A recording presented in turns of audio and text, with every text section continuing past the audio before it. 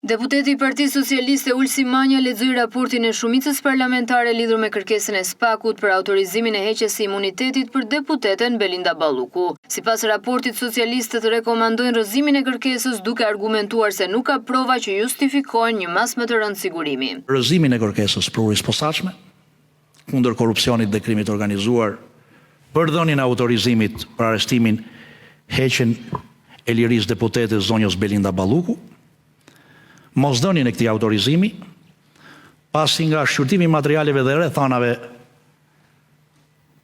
që shoqërojnë kërkesën e përvojës posaçme dhe relacionin përkatës, nuk rezulton të jenë evidentuar domosdoshmëria e vendosjes një mase të tillë në raport me ushtrimin e mandatit parlamentar dhe me funksionimin e institucionit kuvendit. Ky rekomandimi joni në asnjë rast nuk e pengon përvojën e posaçme që të vazhdoj hetimet në ngarkim të deputetes Belinda Balluku. Sigurisht ka një mas të sigurimit personal, atë të ndalimit të daljes jashtë shtetit, që e garanton plotësisht gjithmonë vlerësimin ton vazhdimin e procedimit penal të nisur ndaj saj, dhe ne këtë e konsiderojmë si një çështje që tash po i takon drejtësisë. Ai theksoi se masa aktuale e ndalimit të daljes jashtë vendit siguron vazhdimsinë e hetimeve dhe nuk është domosdoshmëri të zëvendësohet me arrest, ndërsa shtoi se Balluku e ka respektuar këtë masë. Edhe pse ka qenë në dieni të plot të hetimeve që zhvilloshin ndaj saj, që në gushtin e vitit 2024, edhe pasi u njoftua akuza nga ana e prokurisë posaçme, ajo ka u thuar disa herë jashtë shtetit, dhe përsëri është kthyer në Shqipëri në respekt të masës sigurimit, por edhe në respekt të funksionit që ai ushtronte edhe të procedimit penal. Ka dorëzuar të gjitha dokumentat e identifikimit sipas vendimit të gjykatës, madje edhe kartën e re të identitetit, e cila ka dalë pasi është ekzekutuar masa e parë e ndalimit jashtë shtetit, sapo është marrë në dorë nga deputetja, mbrojtësit e deputetës e kanë dorëzuar pranë organit procedues. Kryetari i Komisionit të Ligjeve, Ulsi Manja, reagoi edhe ndaj pretendimeve për intimidim të dëshmitarëve nga Balluku, duke deklaruar se në materialet e paraqitura nuk rezulton një fakt i tillë. Edhe pretendimi se kjo dëshmitare është intimiduar nga persona të fortë, në fakt nëse nuk gaboj në vlerësimin e asaj që u deklarua në Këshill, thuhet, unë do t'i qëndroj dëshmisë time, çfarë kam thënë për uri, dhe nuk e ndryshoj dëshmin, edhe sikur t'intimidohem dhe nga persona të fortë. Por në të gjitha rastet, një provë e tillë do të duhet provohet edhe me prova të tjera. Sepse një dëshmi e tillë e siguruar me mjetet posaçme të hetimit bën pjesë, siç e dimë që të gjithë, janë mjeti i kërkimit provës dhe nuk mund të jenë provë. Po ashtu theksua se nuk ka rrezik të prishjes së provave.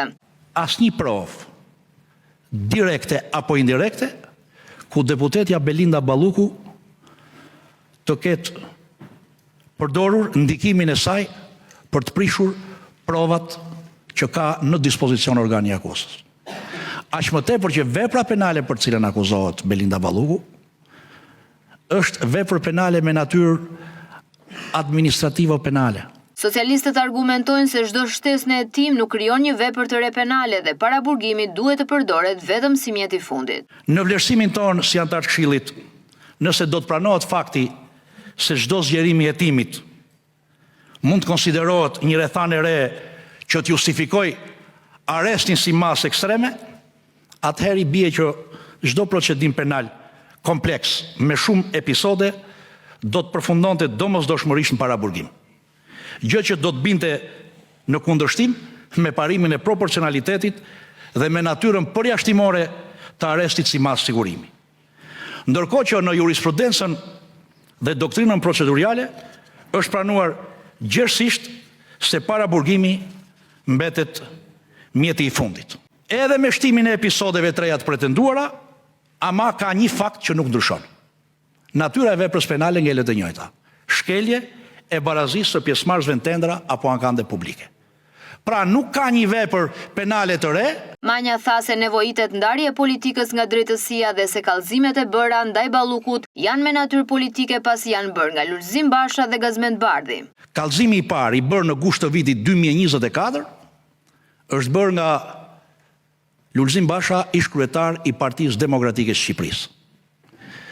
Dhe kallëzimi i dytë është bërë në shtator të vitit 2024 nga, në mos gaboj, sekretari i Partisë Demokratike, deputeti Gazmend Bardhi, sot kryetari i grupit parlamentar të Partisë Demokratike dhe antar në Këshillin e Mandateve dhe Imuniteteve, për të cilin unë e kam theksuar dhe në mbledhjen e Këshillit që në rastin konkret ka qenë në kushtet e konfliktit pastër të interesit, pasi është edhe një nga kallëzuesit e kësaj vepre.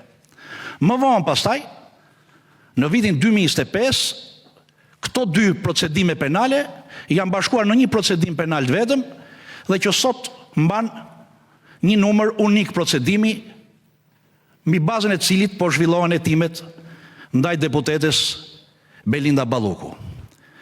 Vlen theksohet se viti 2024, pra koha kur u bën kallëzimet për këto për veprën penale shkeljes barazisë në tendera apo ankande publike, të parashikuar nga neni 258.2 i kodit penal, që nuk është një vepër korruptive, është një vepër me natyrë administrative o penale, koincidon me një periudhë parazgjedhore dhe me një situatë sigurisht të nxehtë politike.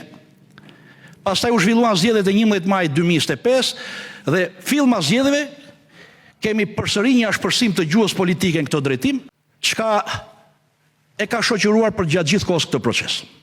Por në analizën tonë dhe vlerësimin tonë ne nuk jemi ndalur në këtë pikë.